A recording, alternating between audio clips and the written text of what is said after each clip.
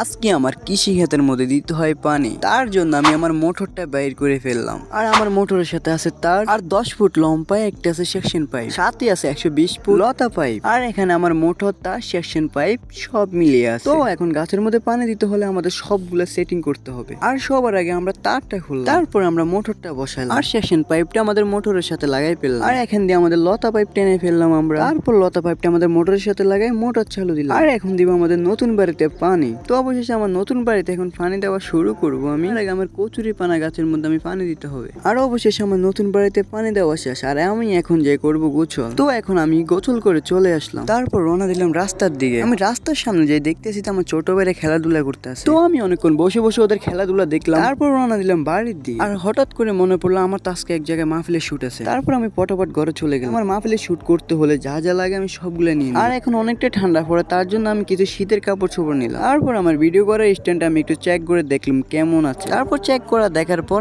দেখি আমার স্ট্যান্ডের কিচ্ছু হয়নি। তারপর আমি পটাপট সবগুলো রেডি করে সন্ধ্যায় মাহফিলে যাওয়ার জন্য প্রস্তুত হয়ে আছি। আর হ্যাঁ গাইস, তোমাদের দোয়া ভালোবাসা আজকে আমার ইউটিউব চ্যানেলের মধ্যে 50টা সাবস্ক্রাইব পূরণ হয়ে গেল। আমি যে তোমাদেরকে কি বলে ধন্যবাদ জানাবো এটা আমি নিজেও বুঝতে পারতেছি। আর হ্যাঁ, আমি সবসময় চাই তোমরা আমাকে এইভাবে সাপোর্ট করো।